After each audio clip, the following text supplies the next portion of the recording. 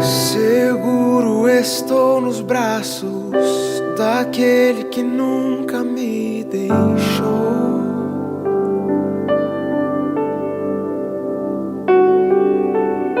Seu amor perfeito sempre esteve repousado em mim. E se eu passar pelo vale, acharei conforto em teu amor, pois eu sei que és aquele que me guarda, me guarda. Em teus braços é o meu descanso, em teus braços é o meu descanso, em teus braços é o meu descanso, em teus braços é o meu descanso. Seguro estou nos braços daquele que nunca me deixou.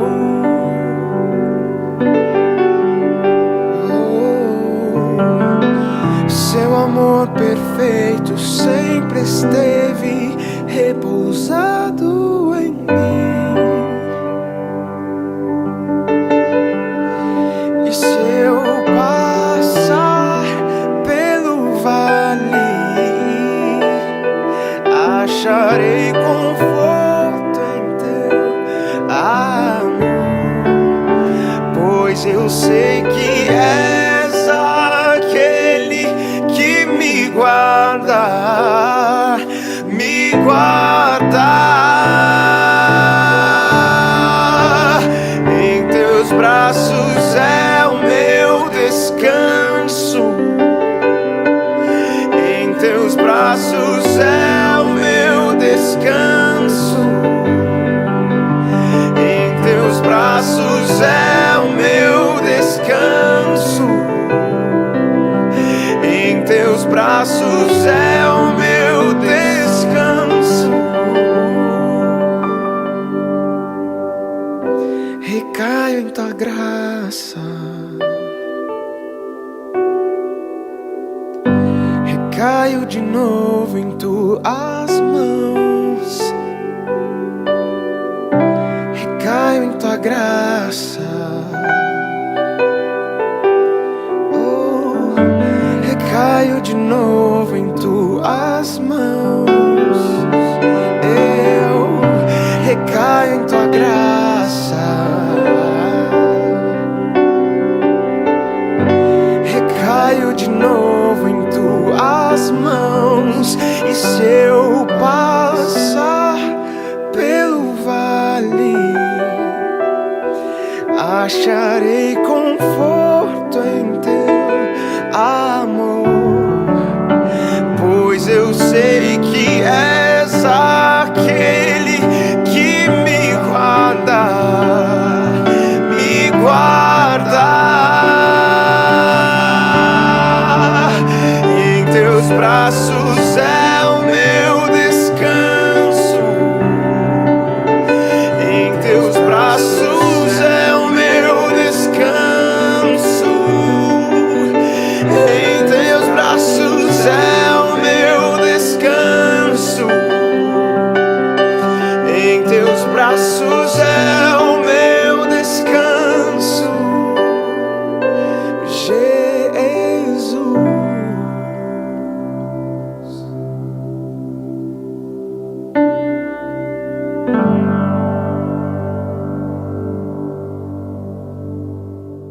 noite. Sejam todos muito bem-vindos ao culto da Igreja da Vila. Eu queria convidar você a aproveitar cada momento de todas as coisas que irão acontecer aqui. Que você seja abençoado pelos cânticos, que você seja abençoado pelas leituras que iremos fazer, bem como pela exposição das Sagradas Escrituras, e inclusive que as suas crianças sejam abençoadas através do trabalho tão bonito que a Vila Gui está fazendo. Que você tenha movimentos muito intencionais de participar desse culto. Eu sei que a gente está em casa e às vezes a gente tem uma coisa mais tranquila, até mesmo possibilidades de distração. Que tal, neste momento, você ficar atento a tudo aquilo que vai acontecer? Ligue na sua televisão, no nosso canal do YouTube, ou então pelo Facebook, no seu smartphone ou no nosso computador, no seu computador, e participe efetivamente do culto. Cante as canções, faça as orações, anote o sermão, chame as crianças para participar da Vila Gui. Eu tenho certeza que será uma noite extremamente abençoadora para todos nós. Eu queria começar o nosso culto convidando você à leitura talvez de um salmo muito conhecido. Eu acho que existem dois salmos extremamente conhecidos. Um é o Salmo 23, você deve sabê-lo de cor. E outro é o Salmo de número 91. É um salmo que fala muito ao nosso coração e eu queria compartilhar ele com você, que diz assim: Aquele que habita no abrigo do Altíssimo e descansa à sombra do Todo-Poderoso, pode dizer ao Senhor: Tu és o meu refúgio e a minha fortaleza, o meu Deus em quem confio. Ele o livrará do laço do caçador e do veneno mortal. Ele o cobrirá com suas penas e sob as suas asas você encontrará refúgio, e a fidelidade dele será o seu escudo protetor. Você não terá medo do pavor, ou não temerá o pavor da noite, nem a flecha que voa de dia, nem a peste que se move sorrateiramente nas trevas, nem a praga que devasta ao meio-dia. 1000 poderão cair ao teu lado, 10.000 à sua direita, mas nada o atingirá. Você simplesmente olhará e verá o castigo dos ímpios. Se você fizer do Altíssimo seu refúgio, nenhum mal o atingirá, desgraça alguma chegará à sua tenda, porque aos seus anjos ele dará ordens a seu respeito, para que te protejam em todos os teus caminhos. Com as mãos, esses anjos o segurarão, para que você não tropece em alguma pedra. Você pisará o leão e a cobra, pisoteará o leão forte e a serpente. Porque ele me ama, eu o resgatarei, eu o protegerei, pois conhece o meu nome. Diz o Senhor, ele clamará a mim, e eu lhe darei resposta, e na adversidade estarei com ele. Vou livrá-lo e cobri-lo de honra. Vida longa eu lhe darei, e lhe mostrarei a minha salvação. Vamos orar juntos?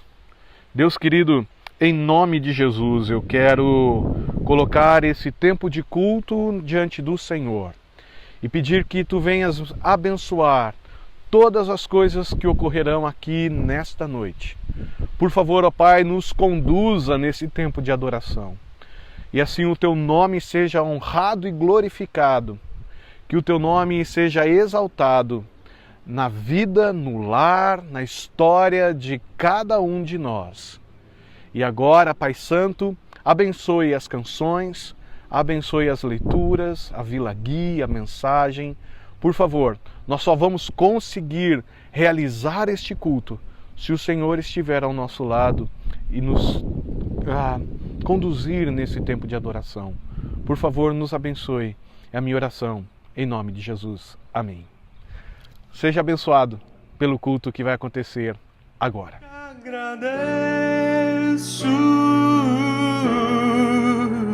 Te agradeço, te agradeço, te agradeço.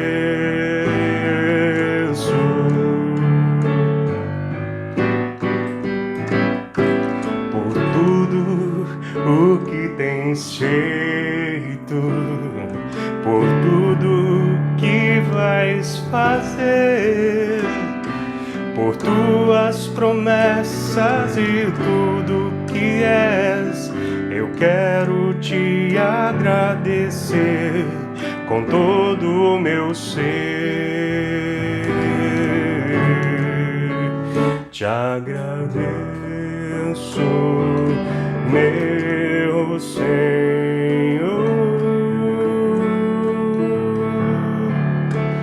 Te agradeço, meu Senhor.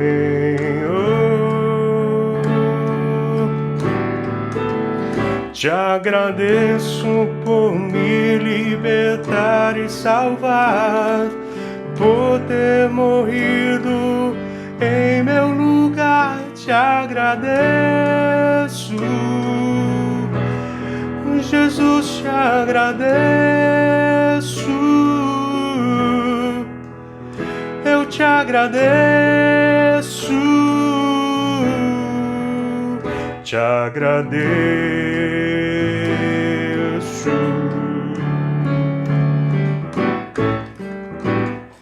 Por tudo o que tens feito, por tudo que vais fazer, por tuas promessas e tudo que és. Eu quero te agradecer com todo o meu ser. Te agradeço, meu Senhor.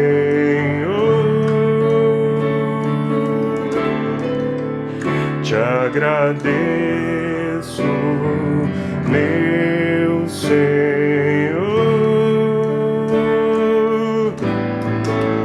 Te agradeço por me libertar e salvar, por ter morrido em meu lugar. Te agradeço,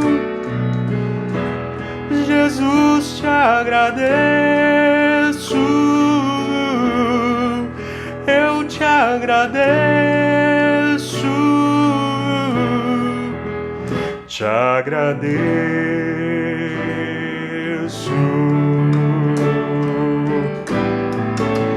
Te agradeço por me libertar e salvar, por ter morrido em meu lugar. Te agradeço, te agradeço. Eu te agradeço, te agradeço, te agradeço, te agradeço.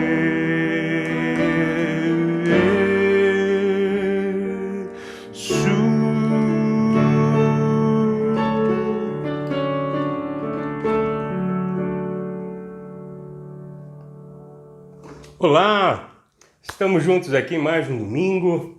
Cantamos essa canção que é super conhecida. Eu espero que você tenha gostado desse arranjo meio diferentão. Vou ficar muito feliz se você gostou. Se você não gostou, me perdoe. Mas bora lá, vamos seguir com o nosso culto. Cantar aqui mais uma canção bem conhecida também. Eu não sei se você tem reparado, nós temos optado por canções que a maior parte das pessoas conheçam. O fato da gente não estar presente no mesmo ambiente às vezes complica um pouquinho a interação. Então temos essa preocupação para que você participe. Não deixa de participar nesse momento não. Canta comigo, bora!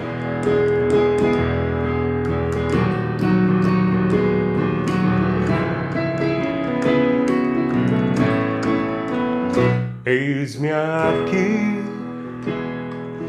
outra vez diante de ti, abro meu coração, meu clamor, tu escutas, desfazes cair as barreiras em mim. És fiel, Senhor, e dizes palavras de amor, esperança sem fim. Ao sentir o teu toque, por tua bondade libertas meu ser no clamor deste lugar. Eu venho me derramar, dizer que te amo, me derramar, dizer-te preciso, me derramar, dizer que sou grato, me derramar, dizer que és formoso.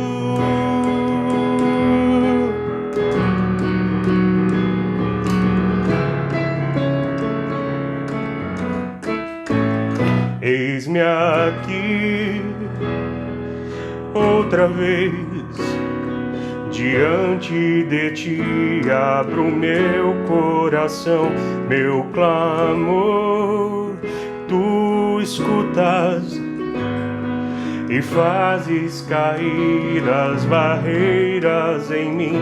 És fiel, Senhor, e dizes palavras de amor e esperança sem fim. Ao sentir o teu toque, por tua bondade libertas meu ser no clamor deste lugar.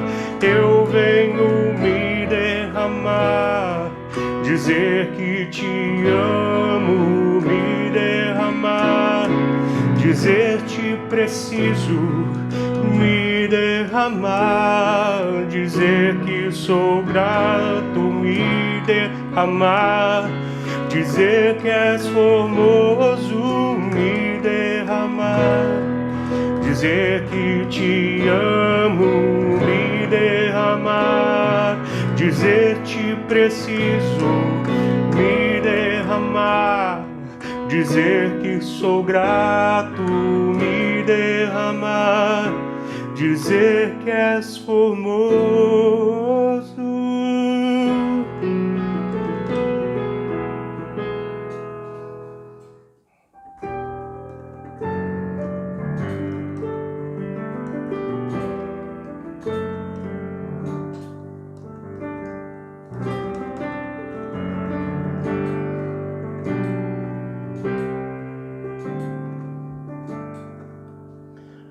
Os céus manifestam tua glória, Senhor.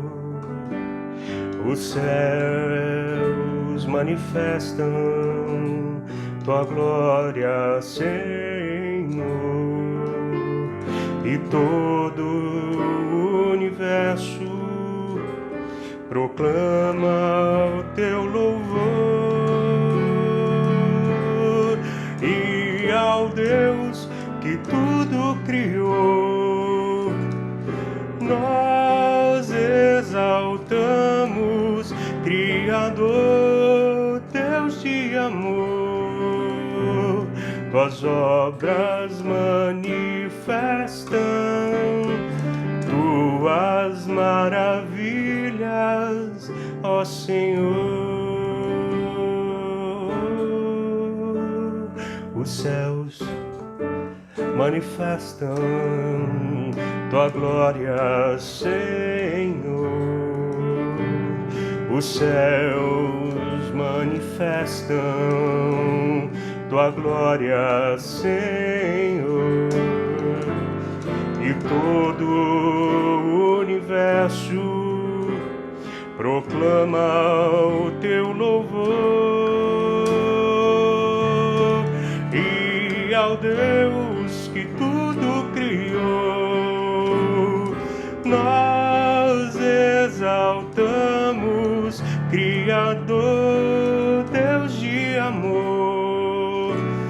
Tuas obras manifestam tuas maravilhas e ao Deus que tudo criou. Nós exaltamos, Criador, Deus de amor. Tuas obras manifestam tuas maravilhas, ó Senhor.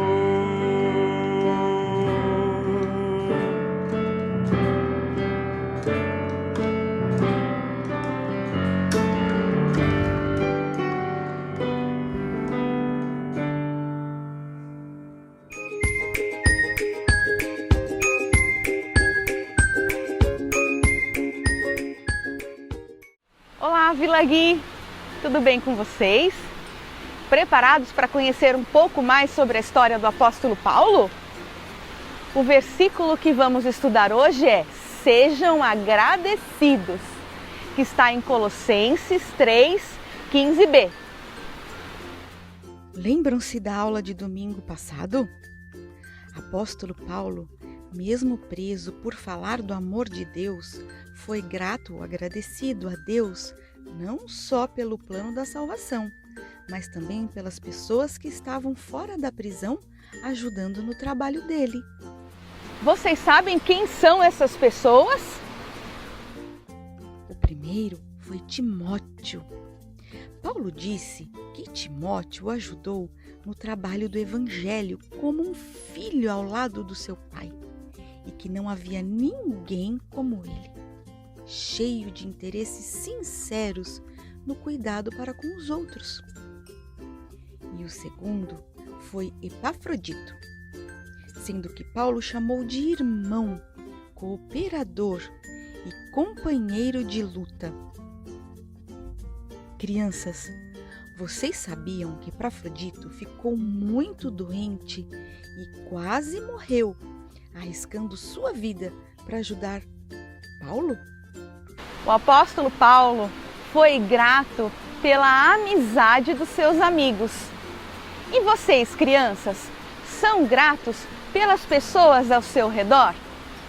Vamos fazer um exercício de gratidão? Eu sugiro a vocês uma caixa de gratidão. Olha só.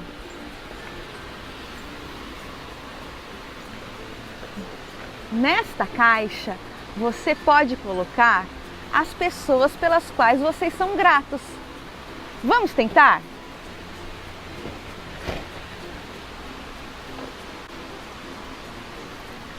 O papai, a professora ou professor da escola, da Vila Gui, a mamãe, o pastor, o seu médico pediatra, os seus amigos da escola, da Vila Gui, do seu condomínio, o vovô e a vovó. Para quem tem um irmão, a irmã. E por fim, o nosso melhor amigo, Jesus. Existe um garoto chamado Davi e ele foi muito grato, fazendo também um exercício de gratidão na sua caixinha. E sabe por quem? Pelo seu amigo Jesus. Vamos ver essa história? Vejam, maior que o milagre e a cura que ele recebeu, ele é grato pela amizade de Jesus.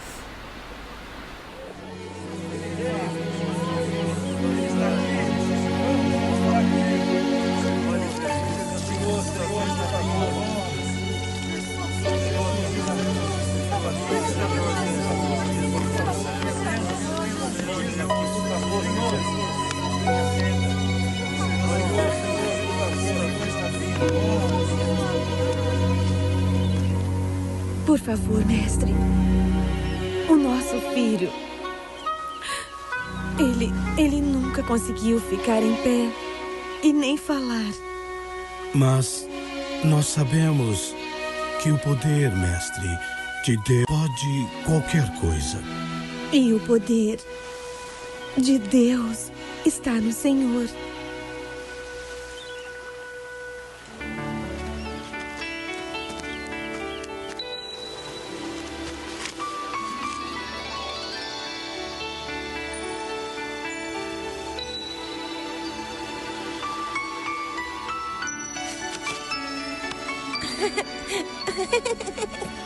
Os seus pais têm muita fé e o seu coração está cheio de amor. Agora levante-se e ande.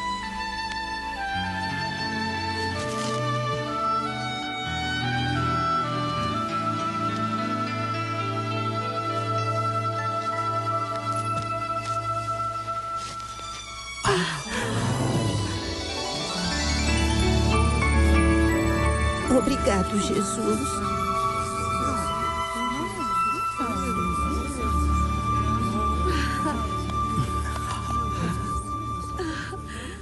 Obrigada.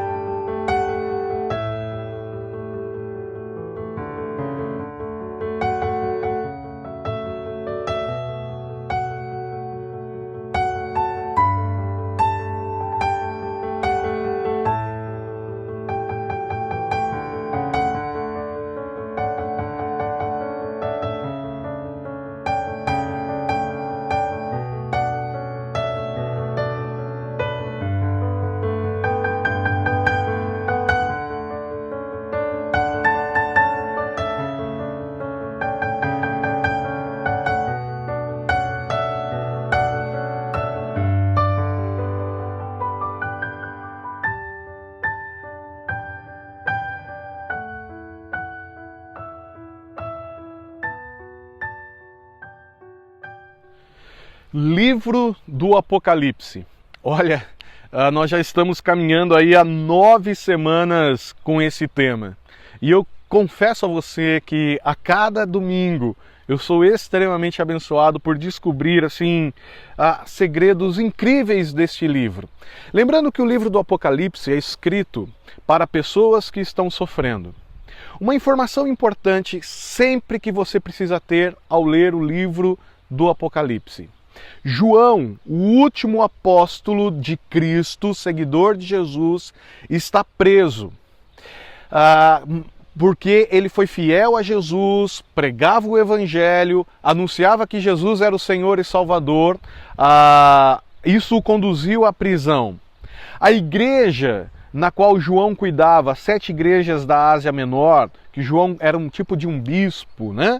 Que ele cuidava, estava sofrendo perseguição, martírio, por causa do Evangelho de Jesus. João precisa escrever uma carta da prisão para pessoas que estão sofrendo. Para esta carta sair da prisão e chegar até as igrejas, ela passava por uma censura, a censura do Império Romano.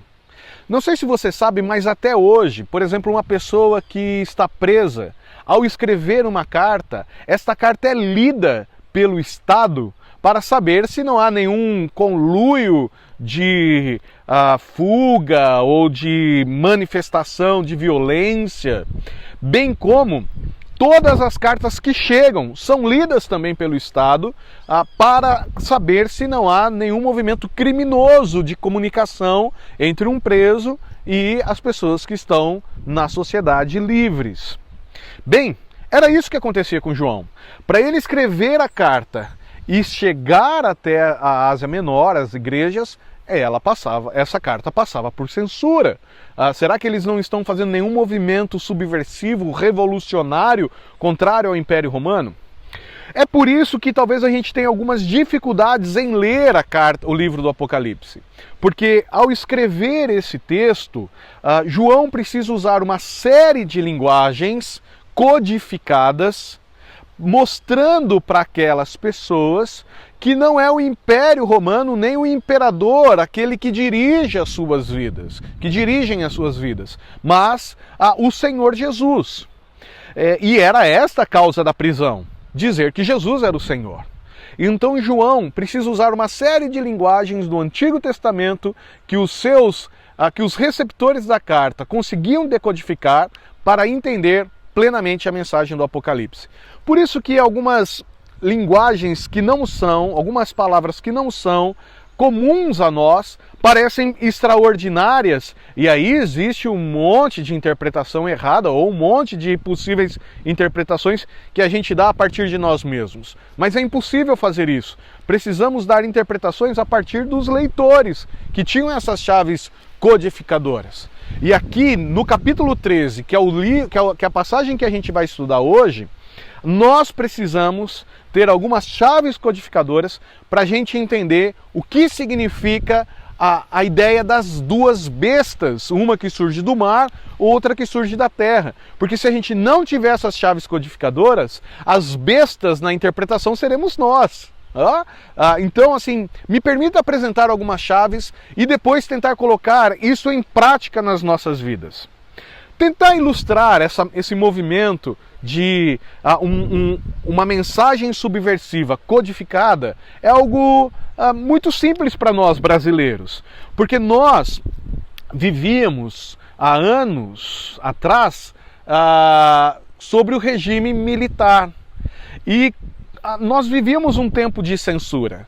Não era qualquer música que podia ser cantada, não era qualquer programa de televisão que podia ser transmitido, não era qualquer filme que podia ser gravado. Havia uma comissão de censura que dizia o que poderia ser possível ou não, e inclusive prestando atenção se não havia nenhum movimento subversivo contrário ao governo militar.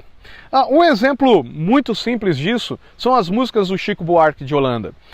Eu separei uma música aqui para tentar exemplificar para você. Você conhece aquela música Apesar de Você?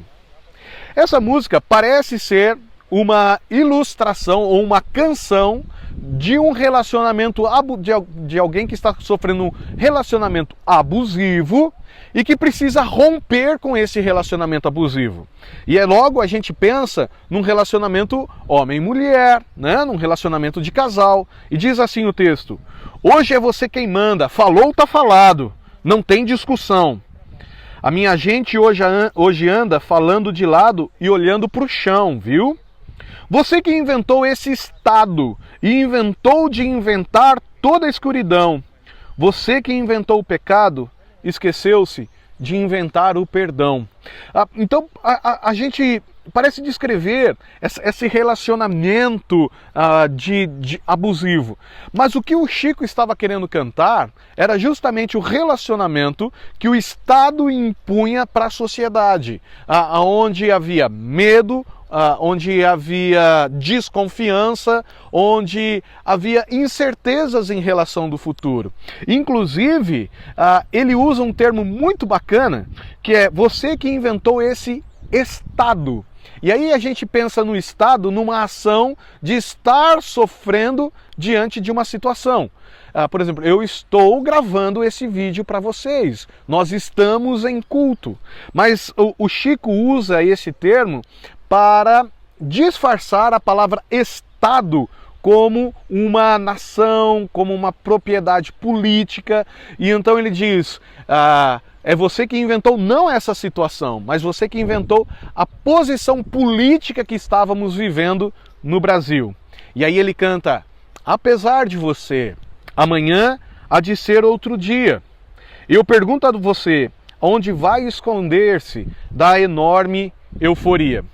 Os censores da ditadura militar, ao ler essa música, acreditavam que ela se dava por causa de um relacionamento homem e mulher, um relacionamento abusivo denunciado pelo Chico. Mas não. E aí eles aprovavam a música. Mas não era isso que o Chico estava querendo denunciar. Chico estava denunciando o movimento da ditadura militar que cerceava a liberdade da sociedade. E ele dizia, apesar de você, e esse você não é uma pessoa, esse você é o regime militar, amanhã há de ser um outro dia. E aí a pergunta que ele faz é, da onde você vai se esconder diante de todo o movimento popular que estava surgindo nos anos 70 e eclodiram nos anos 80 no Brasil de liberdade? Entenderam o que é uma palavra de fantasia para tentar bular uma censura? É isso que acontece com o Apocalipse. São palavras fantasiosas, maravilhosas, parece uma história sem sentido, para burlar a censura. Eu e você, ao lermos a música Apesar de Você, sabemos muito bem do que ela se trata. Os leitores de Apocalipse, quando liam a carta de João, sabiam muito bem do que se tratava. Hoje nós vamos falar sobre Apocalipse 13. E eu quero tratar esse tema com vocês. A conta que não fecha. Por que vamos usar esse tema? Porque ao final do capítulo 13, João vai usar uma numeração. E ele mostra que essa conta, esse número que ele apresenta, não é um número completo, ele não se fecha. Vamos pensar um pouquinho. Bem, para a gente continuar, você precisa entender o que está acontecendo. Você precisa revisitar os nossos sermões. Eles estão no nosso canal do YouTube, fique muito à vontade. Nós temos ali 8 sermões sobre Apocalipse e seria muito bacana e importante que você ouvisse cada um deles, entendesse e me acessasse se houver alguma dúvida. Mas, ao mesmo tempo, permita-me contar o que aconteceu. Em Apocalipse 12, nós temos o dragão se levantando contra o menino e contra a criança, né? E contra a mãe da criança. E aí nós discutimos quem são esses elementos, a gente deixou muito claro que o dragão é Satanás, a gente deixou muito claro que a criança é Jesus Cristo e que a mulher é a humanidade, é da onde viria Jesus, o Deus que se fez homem. E o capítulo 12 termina assim: o dragão foi derrotado 3 vezes pela criança e agora ele está em pé na areia do mar. João usa um tom de suspense, criando uma expectativa. Parece que há silêncio, o dragão perdeu 3 vezes, ele está extremamente irado e quer se levantar contra os seguidores de Jesus, e então ele para diante de suas derrotas e fica observando o mar, esperando que alguém venha lhe ajudar. E quem vem lhe ajudar? A primeira besta. E eu quero defender aqui com vocês que a primeira besta é o Império Romano. Deixa eu tentar provar isso para você através do próprio texto e a partir das chaves de interpretação que as igrejas da Ásia Menor tinham. Veja, diz o texto: eu vi uma besta que saía do mar. Besta é a ideia de um animal violento, forte, né?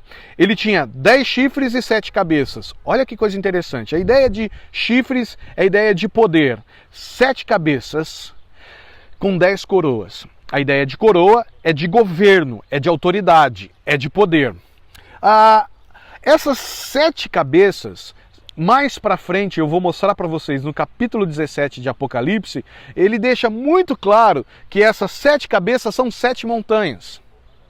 Ao redor de Roma há montanhas, picos, e essa cidade é reconhecida por poder ver esses picos. Eu nunca fui a Roma, a Juliano, o Rob foram, quem mais? O Jones e a Rose já foram para lá. Deve ser uma cidade incrível, eu morro de vontade de ir. Gui, se você está me ouvindo, por favor, separa um quarto aí para mim que eu estou chegando. É brincadeira que a gente não está podendo ir, né? Por causa da pandemia. Ferrou, o brasileiro tá ferrado, vamos ter que esperar passar tudo isso aí. Mas a ideia aqui são essas montanhas. A ideia, então, é de uma cidade forte que está se levantando dentro de um movimento que tem poder, chifres, e tem autoridade, as coroas. Uma sobre cada chifre e em cada cabeça um nome de blasfêmia. A besta que vi, e aqui eu preciso que você preste atenção, era semelhante a um leopardo, mas tinha os pés de urso, boca de leão, e o dragão deu à besta o seu poder, o seu trono e a grande autoridade. Para a gente interpretar esse texto, a gente precisa ter uma chave para entrarmos no texto.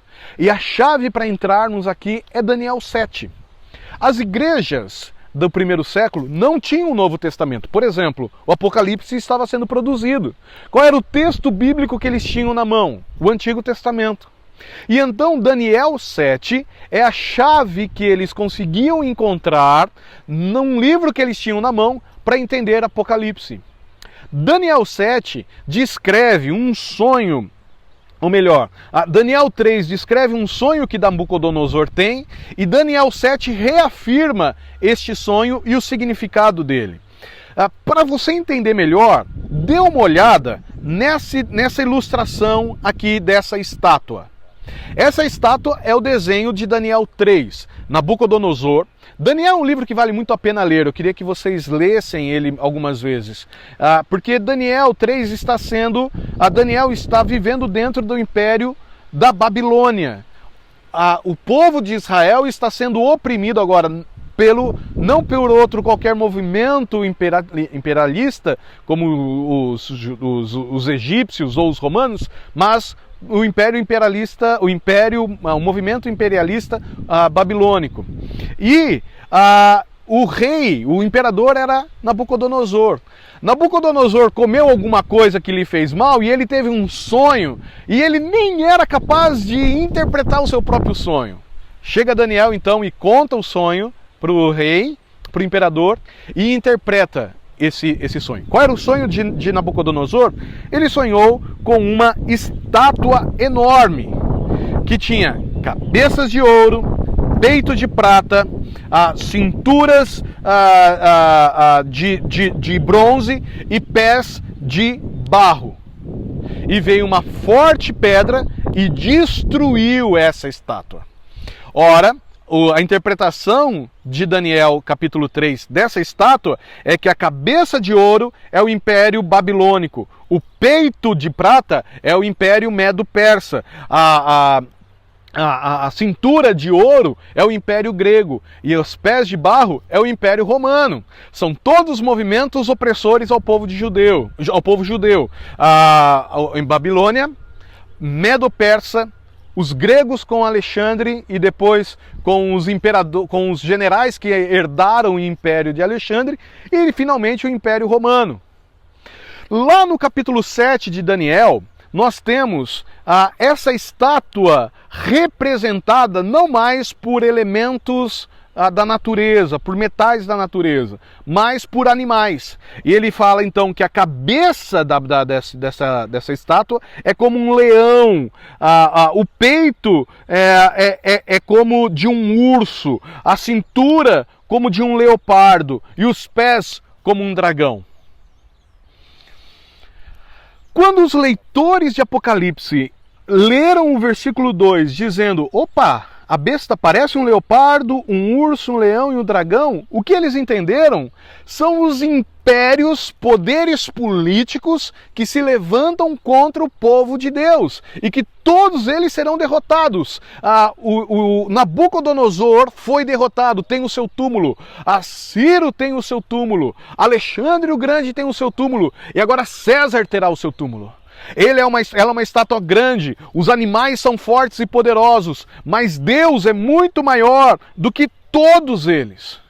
Apocalipse é uma carta subversiva, dizendo que esta besta, o Império Romano, que se levanta para matar o povo de Deus, será derrotado pelo Senhor. Essa besta será derrotada pelo Senhor. Continua o texto, no versículo 3 assim: uma das cabeças da besta parece ter sofrido um ferimento mortal, mas o ferimento mortal foi curado, e todo mundo ficou maravilhado e seguiu a besta.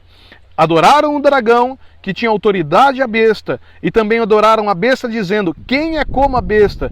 Quem pode guerrear contra ela? O Império Romano parece ser extremamente poderoso e fascinante. Se tem uma coisa que o Império Romano sabia fazer, era propaganda de si mesmo. Eles eram especialistas em marketing, e então eles faziam belas construções.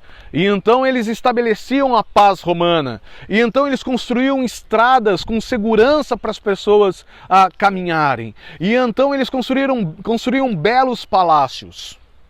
E isso fascinava.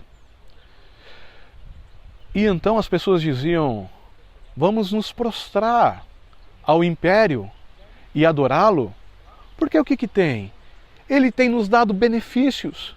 Temos ganho privilégios com a adoração, com a manutenção do Império Romano. O problema é que o Império Romano é uma besta. Ele é um movimento violento que tem matado pessoas, que tem produzido um movimento opressivo, mas que era enganado ou disfarçado por benfeitorias. O Império Romano exigia adoração de si mesmo. E este é um movimento importante e perigoso para nós. Tudo aquilo que exige adoração de nós no lugar de Deus deve ser silenciado, denunciado, calado. Mas esses poderes se levantarão contra nós. O que faremos? E se você acha que a primeira besta já é difícil, a segunda besta é mais complicada ainda.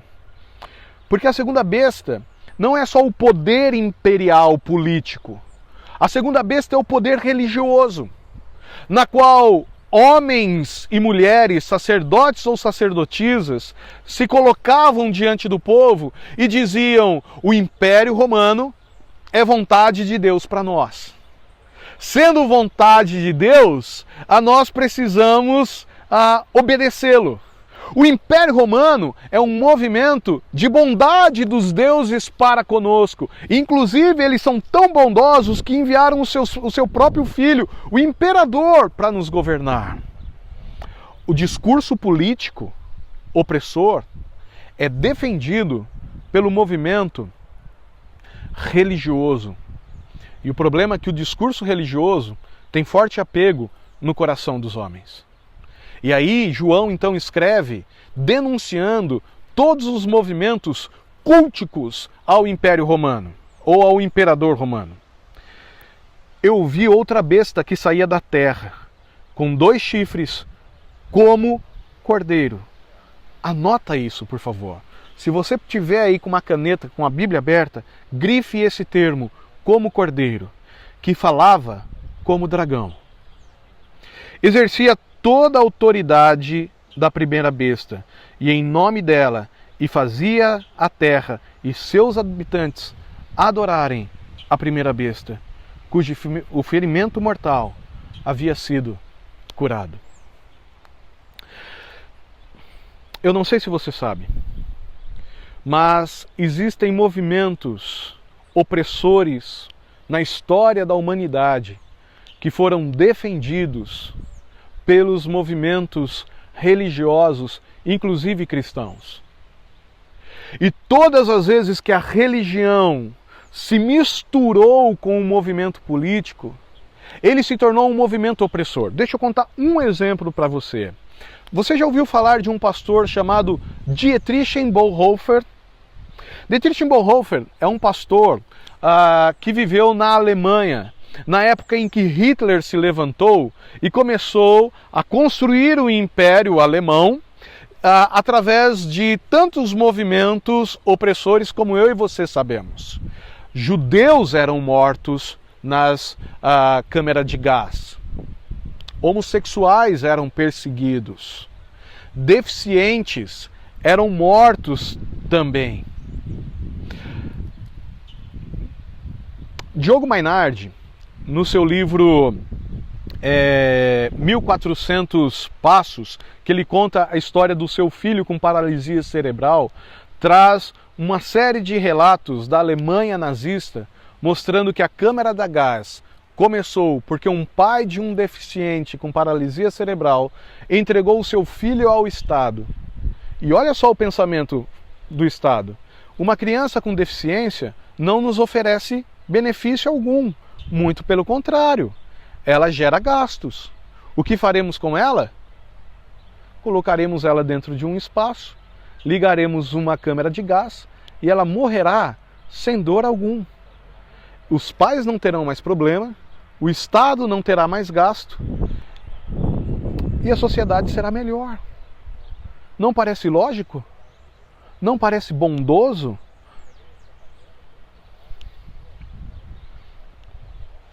Dietrich Bonhoeffer ousava ir contra Hitler e dizia: o que esse sujeito está propondo para a Alemanha é um movimento do mal, do diabo.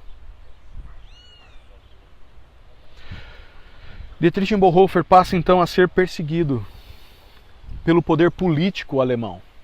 Mas não só isso. A Igreja Luterana Alemã apoiou Hitler, dizendo que Hitler era um homem enviado da parte de Deus, de que o que ele pregava era contra o comunismo, que o que ele pregava era contra os movimentos contrários à liberdade, que Deus havia dado à Alemanha um grande presente, Adolf Hitler. E Dietrich Bonhoeffer dizia: não preguem isso nos seus cultos. A Igreja Católica oficialmente apoiou Hitler. O Papa visitou Hitler. O Papa apoiava Mussolini com esse mesmo movimento, muito parecido com o de Hitler, na Itália. Vocês percebem que tanto o movimento protestante como o católico, quando apoiam um movimento opressor, acabam sendo contrários a Deus? Dietrich Bonhoeffer, um profeta do seu tempo, levantou-se e criou uma possibilidade de matar Hitler. Com alguns amigos, eles criaram um movimento de morte a Hitler. Ele foi preso, condenado, e 2 semanas antes de acabar a Segunda Guerra Mundial e Hitler cometer suicídio, Dietrich Bonhoeffer foi morto pelo poder nazista, político nazista, simplesmente porque eles diziam que Bonhoeffer não era digno de estar vivo. Mas Ale, como que pode nós cristãos nos levantarmos contra os poderes políticos? Romanos capítulo 13 não diz que nós devemos obedecer todas as autoridades? É verdade. Vamos ler lá Romanos 13, diz assim: todos devem sujeitar-se a autoridades governamentais. E sabe para quem Paulo está escrevendo esse texto? Ele está escrevendo para pessoas que estão debaixo do Império Romano. Pois não há autoridade que não venha de Deus. As autoridades que existem foram por Ele estabelecidas. E aí é toda uma descrição no capítulo 2, 3 e 4 sobre a segurança que nós temos se obedecermos às leis, sobre o pagamento de tributos, sobre honrarmos as autoridades, até que no capítulo 4, no versículo 4 diz: pois estas autoridades são servas de Deus para o nosso bem. Enquanto as autoridades estiverem produzindo a justiça social, enquanto as autoridades políticas estiverem produzindo uma distribuição de renda comum, enquanto as autoridades estiverem cuidando do órfão e da viúva, enquanto as autoridades estiverem agindo de forma intencional, de acordo com a vontade de Deus descrita na Bíblia, porque feliz é a nação cujo Deus é o Senhor, isto é, não só que diz que Deus é o Senhor, mas que obedece todos os mandamentos, a autoridade deve ser obedecida. Mas aqui em Apocalipse 13, essas autoridades não estavam fazendo bem, e por não estarem fazendo bem, eram denunciadas. Hitler não estava fazendo bem, Dietrich Bonhoeffer o denunciava. Mas eles fazem o bem. O problema da besta é que ela é sedutora. Veja o versículo de número 18. É uma mentira sedutora, porque ela quer parecer como cordeiro. Capítulo 13, versículo 11 diz assim: ela tem 2 chifres, ela parece cordeiro. Ela quer ser igual a Jesus, mas ela fala como dragão. Na realidade, por detrás das bestas, do poder político e religioso, do religioso que legitima o poder político e do político que legitima o poder religioso, está o dragão, a serpente, que tentou enganar Eva, que enganou Eva no paraíso, que tentando nos seduzir ao longo da história, que tentou seduzir Jesus. Ela é mentirosa, pai da mentira, diz Jesus. E aqui eu quero mostrar uma comparação de como que essa besta quer ser como o cordeiro. Porque veja que no capítulo 5, versículo 6, diz que o cordeiro parecia estar morto. E no versículo 13:3 diz que uma das cabeças da besta parecia ter sofrido um ferimento mortal. Mas o ferimento mortal foi curado. Eles se parecem. Se o cordeiro parece ter sido morto, a besta parece ter sido morta. Se o cordeiro ressuscitou, parece que a besta ressuscitou mesmo. Havia uma lenda no Império Romano que dizia que Domiciano, o imperador que estava oprimindo a igreja, era o Nero, que havia sido ferido por espada, ressuscitado. E todos aqueles que ressuscitam, ressuscitam com poder.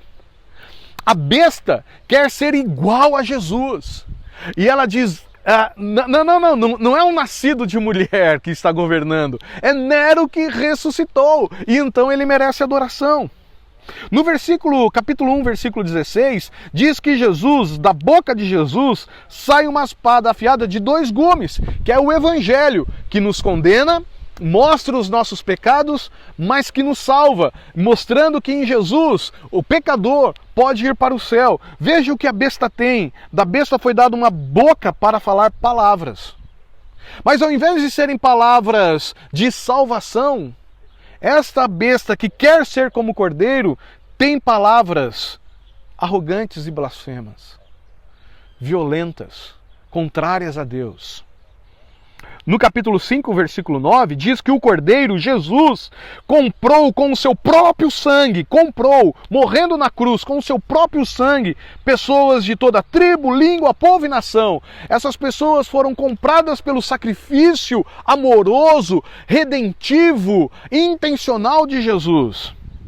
A besta tem autoridade sobre toda tribo, povo, língua e nação.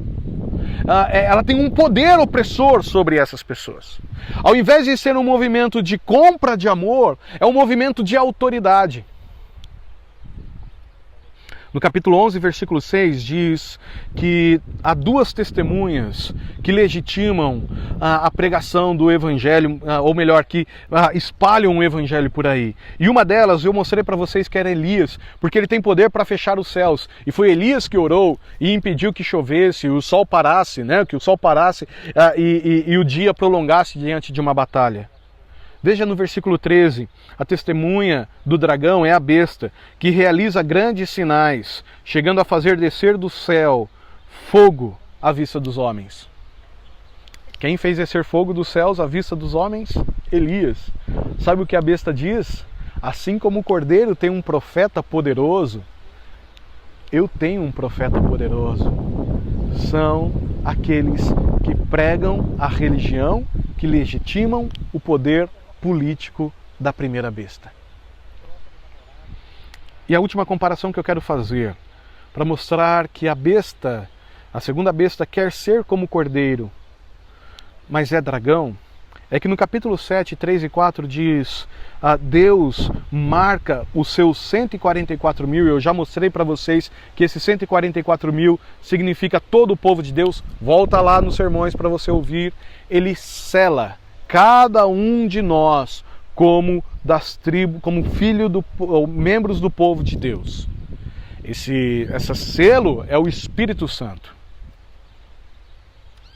No capítulo 3, 16 e 17, diz que a besta obrigou, e eu preciso que você preste atenção aqui, obrigou todos, pequenos e grandes, ricos e pobres, livres e escravos, a receberem marca na mão direita e na testa, para que ninguém pudesse comprar, nem vender, a não ser quem tivesse a marca, que é o nome da besta, ou o número do seu nome.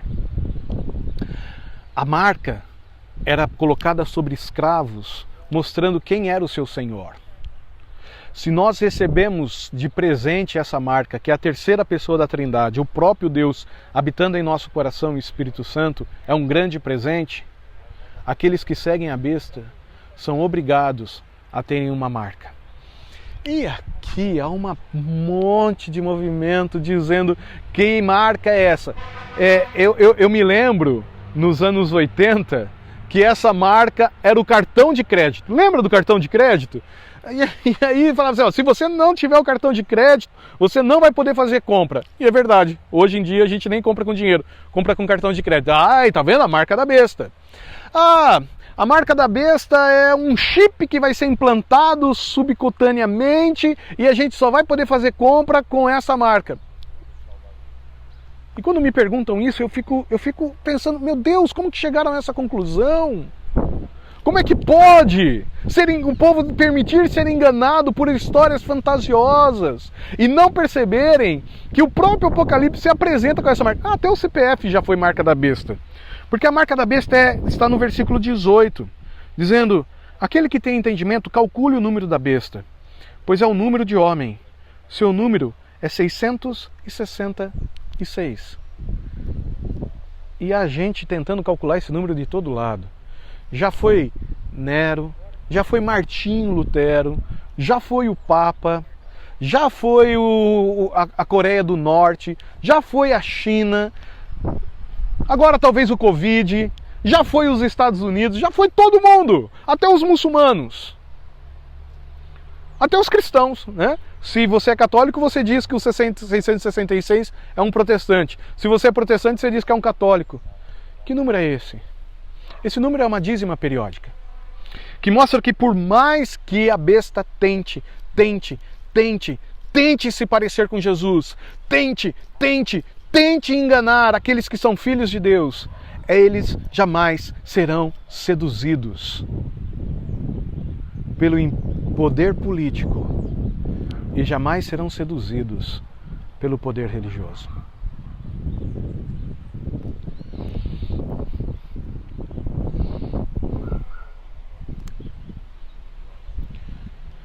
Em 2002, nós tivemos a primeira eleição do Partido dos Trabalhadores no Brasil.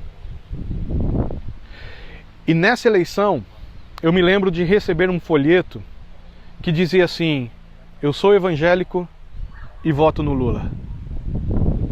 E o Lula, então, passa a ter apoio de algumas alas dos movimentos evangélicos e dos movimentos católicos, cristãos da sociedade brasileira.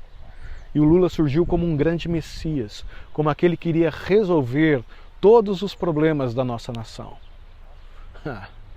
E a gente acompanhou nos últimos anos um partido que se dizia ser a solução, mergulhado num mar de lamas. E os primeiros a pularem fora foram os ratos deste navio. O PT recebeu apoio até mesmo de um pastor chamado Silas Malafaia. Você deve o conhecer.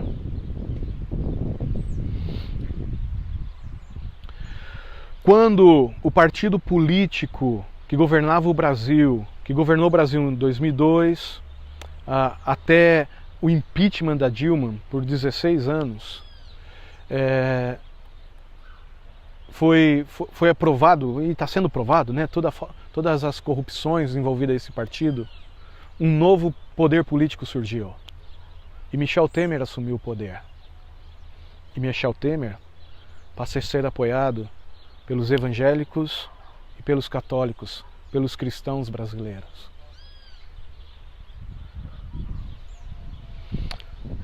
E eu não preciso dizer, no tempo em que estamos vivendo, quando a política está sendo confundida com religião. E a religião apoiando o poder político. E aqui nós não vamos discutir preferências políticas, mas aqui nós vamos acender luz amarela. Porque todas as vezes que o poder religioso apoiou o poder político, ele se tornou besta. Nós devemos obedecer às autoridades enquanto essas estiverem fazendo bem. Porque a besta nos fascina, a besta nos engana, e a gente até consegue disfarçar erros políticos daqueles que são apoiados pela religião. E o problema da besta é que ela quer fazer seguidores, seja ele o nome que ele tiver. Para a gente pensar um pouquinho, Eugene Peterson diz: a maioria das manifestações religiosas visíveis que entram em moda advém da besta da terra. Veja o número, ele é humano, ele não é divino. Não é um mistério divino, mas sim uma confiança naqueles que falam demais. Forças políticas opressoras, religião que dá show, que se vangloria, que se afasta do Cristo do pobre, sofredor e santo. Na linguagem do número 666, é um triplo fracasso que tenta ser 777. Não se permita enganar pela besta. Ela parece ser boa. Porque você não joga uma coisa que quase é perfeita. Você joga coisas que são extremamente imperfeitas. A besta parece ser perfeita, mas ela é opressora. Seja um político com discursos revolucionários que parecem estar fazendo bem, mas que só nos oprimem e roubam a nossa liberdade. Seja uma religião que dá show, que faz sinais e milagres do céu, mas que nos levam a nos afastarmos paulatinamente, constantemente do Cristo que falava com as pessoas pobres, oprimidas, necessitadas, doentes e carentes. Não se deixe enganar pela besta. A mensagem do Apocalipse para aquelas pessoas é: mantenham-se firmes, confiantes em Jesus, no Cordeiro, e não permitam serem enganadas pelos poderes políticos e religiosos. A mensagem do Apocalipse 13 para mim e para você não é tentar adivinhar qual é a besta, qual é o número, calcular letras. Mas a mensagem do Apocalipse 13 para mim e para você é: não se deixe enganar por poderes políticos e religiosos. Nenhum poder político é absoluto. Nenhum poder político tem a palavra final. Todos eles devem ser questionados à luz da palavra de Deus. E se estão fazendo mal, devem ser denunciados contundentemente, com muita avidez, por mim e por você, que somos seguidores do Cordeiro e não nos deixamos enganar pela besta. Para a gente pensar um pouquinho, no livro Um Chamado ao Discipulado Radical, John Stott diz: tudo aquilo que fizermos que não for originado em Deus é originado em nós. Um número é humano, ou pior, no nosso inimigo. Quem está por trás das bestas? o dragão. É 666. Somos nós querendo nos colocar no lugar de Deus. É assim que corremos riscos de buscar servir a Cristo a partir de uma postura oposta ao Cristo. Não sirva a partidos políticos. Não acredite em ideologias, seja ela de esquerda, seja ela de direita. Não acredite que a solução do mundo está nas mãos de um governante, dentro da sua casa branca, tomando decisões sobre o mundo. Não acredite num governante mundial que está sentado lá na Ásia, no seu palácio vermelho, dizendo quais são os valores e como deve ser estabelecido o comércio no mundo. Eles são guiados pela besta, porque eles são movimentos opressores políticos. E se a religião defende um deles, essa religião se ajoelhou à besta. Sirva a Jesus. Siga o Cristo, o Cordeiro. Se prostre e se dobre somente ao Cordeiro. Feliz é a nação cujo Deus é o Senhor, porque no Senhor nós temos leis justas. Em Jesus nós temos orientações para uma vida que vale a pena ser vivida. Que Deus tenha misericórdia de mim, que Deus tenha misericórdia de você. Porque se alguma vez nós somos enganados pela besta, e eu fui várias vezes enganado pela besta, que Deus nos perdoe por isso. Se em algum momento nós permitimos que o nosso discurso evangélico da salvação em Jesus Cristo tenha sucumbido a um poder econômico, político, que a gente se arrependa e peça perdão e saiba que a resposta só vem de Jesus Cristo. Mas também vamos pedir que o Senhor nos proteja. E todas as vezes que o dragão levantar bestas para tentar nos enganar, a gente vai voltar para Apocalipse 13 e vai dizer: não, nenhum poder político, nenhum poder religioso, opressores, irão sucumbir à mensagem do Evangelho. Pai, em nome de Jesus, eu quero colocar o Brasil nas tuas mãos e pedir que o Senhor venha sarar essa nação. Não porque nós somos evangélicos e adotamos o partido político evangélico, não porque somos católicos e adotamos um partido político católico, nem porque somos cristãos e adotamos um poder político cristão, legitimando qualquer poder opressor, corrupto e maldoso que está, ou que esteve, ou que está no nosso governo. Mas nós pedimos que o Senhor sare a nossa nação através da atuação intencional, legítima, daqueles que foram marcados pelo selo do Espírito Santo e que são teus e que te servem em todas as esferas da vida, seja num culto como esse, seja num trabalho secular, seja na hora de fazer negócios, seja na hora de votar. Cura, Pai Santo, cura, por favor, a nossa nação. Faça esse milagre. Ajuda-nos a passar por esse tempo tão difícil que estamos passando. Que no meio de tantos desencontros políticos que está nos jogando, esses desencontros estão nos jogando para lá e para cá e não sabemos mais em quem confiar, em quem ouvir. Por favor, Pai, que a Tua luz ilumine os nossos caminhos e que tomemos as decisões de acordo com a Tua vontade.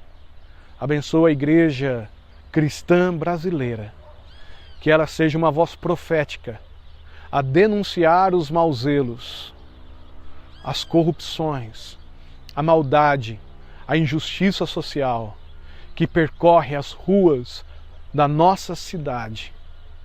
Ajuda-nos a ter coragem, a passarmos por tudo isso, mesmo que essas denúncias nos leve a perdermos bens, negócios, casas. A liberdade e quem sabe até a própria vida. Dá-nos coragem, Pai. Que Teu Espírito sopre em nosso coração, nos fortalecendo em nossa caminhada. Ajuda-nos, em nome e por amor de Cristo. Amém e amém.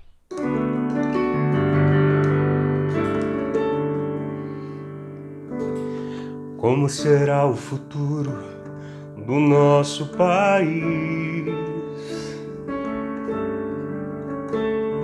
Surge a pergunta no olhar e na alma do povo. Cada vez mais cresce a fome na rua e nos morros. Cada vez menos dinheiro para sobreviver.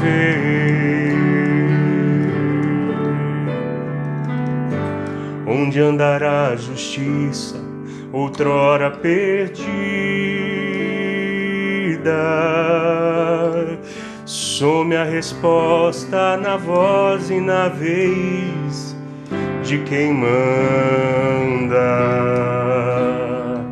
Homens com tanto poder e nenhum coração. Gente que compra e que vende a moral da nação. Brasil, olha pra cima. Existe uma chance de ser novamente feliz. Brasil, há uma esperança. Volta os teus olhos para Deus, o justo juiz. Brasil, olha para cima. Existe uma chance de ser novamente feliz. Feliz Brasil, há uma esperança. Volta os teus olhos para Deus, o justo juiz.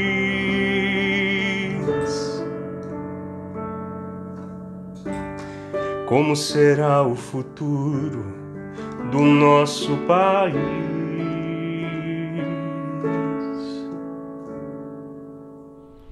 Vão em paz. Que Deus abençoe a sua vida e o seu coração. Que Deus abençoe a nossa nação. Que Deus abençoe a nossa igreja. Que como discípulos e discípulas de Jesus, profetas e profetisas do Senhor, a gente tenha coragem de não se dobrar à besta, mas continuar a caminhar debaixo do cuidado do Cordeiro. A besta já perdeu, o Cordeiro é vitorioso. Aquele que é poderoso para nos guardar de todo tropeço esteja ao nosso lado. Que a graça do nosso Senhor e Salvador Jesus Cristo, o amor de Deus, o nosso Pai, a comunhão, o consolo e o poder do Santo Espírito esteja sobre todos nós, hoje e para sempre. Amém e amém. Deus abençoe vocês, queridos. Eu estou aqui para agradecer vocês por todas as palavras de carinho que eu tenho recebido nessas últimas 2 semanas. Vocês não acreditam o quanto essas palavras têm sido importantes para a minha vida. E eu preciso dizer uma coisa muito séria para vocês. Eu amo a Igreja da Vila e eu tenho orado pela Igreja da Vila. E Deus tem me surpreendido de forma incrível com o agir dele no nosso meio. Nós estamos passando por um tempo de transição. E esse tempo de transição, às vezes pode ser um tempo instável, de crise, que parece fugir o nosso chão. Mas Deus é a nossa fortaleza, o nosso rochedo. E Ele tem cuidado de mim e da Igreja da Vila. E nessas últimas 2 semanas, Deus me permitiu me aproximar de um pastor chamado Leandro. E o Leandro pôde se aproximar do conselho da Igreja da Vila. E depois de um tempo de conversa muito importante, o conselho decidiu convidar o pastor Leandro para ser pastor da Igreja da Vila a partir do ano de 2021. O Leandro é um pastor muito querido e muito importante. Ele é pastor da igreja hoje, da Igreja Presbiteriana Chácara Primavera, encerrando os seus trabalhos em dezembro nessa igreja. Chácara Primavera é a avó da Igreja da Vila. A Chácara Primavera apoiou o projeto, por exemplo, da Igreja Presbiteriana do Campolim, em Sorocaba, que apoiou o projeto da Igreja da Vila. E a partir, então, de janeiro de 2021, o pastor Leandro vai estar aqui com a gente. Ele tem alguns sonhos, alguns projetos, alguns desejos para a Igreja da Vila. E a Igreja da Vila vai ser abençoada por tudo aquilo que Deus tem colocado no coração, nos sonhos, nos desejos do pastor Leandro. E ele precisa de vocês para caminhar firmes e fortes a partir de 2021. Nesses próximos 6 meses de transição, eu e o pastor Leandro vamos estar aqui aos domingos para que vocês o conheçam melhor e mostrando para vocês a continuidade do projeto da Igreja da Vila. Deus abençoe demais a Igreja da Vila. E eu tenho certeza que a nossa igreja vai crescer em maturidade, espiritualmente e também em números, que é o nosso desejo. E a Igreja da Vila será uma igreja muito, muito importante para a sua vida, para a vida do bairro da Vila Guilherme e para a cidade de São Paulo. Que Deus assim ouça a nossa oração. Em nome de Jesus. Amém. Muito bem, gente. Nós estamos encerrando mais esse culto e o meu desejo é que você se sinta extremamente abençoado por Deus. Que todas as coisas que aconteceram tenham trazido alguma esperança ao seu coração e alguns desafios à sua vida. Bem, a gente precisa se lembrar dos trabalhos da Igreja da Vila. O templo está fechado, mas a Igreja da Vila continua atuando. Terça-feira temos a reunião de oração, eu com o pastor Jones, lá no nosso Instagram. Às quartas-feiras nós temos os encontros da Vila Tim com o presbítero Luciano. Se eu fosse você, eu participaria deste momento. Quinta-feira nós temos os nossos pequenos grupos, um tempo de estudo e crescimento espiritual. Deus abençoe a sua vida e até semana que vem, quando vamos cultuar ao Senhor novamente, estudando o livro do Apocalipse.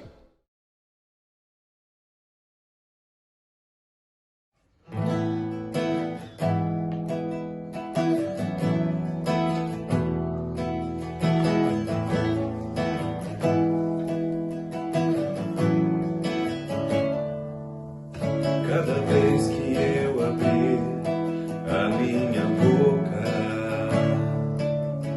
cada vez que eu olhar na direção de alguém, cada vez que passo a passo eu chegar em algum lugar, seja a tua voz, seja os teus olhos, seja os teus pés, cada vez que eu tocar em um rosto em pranto,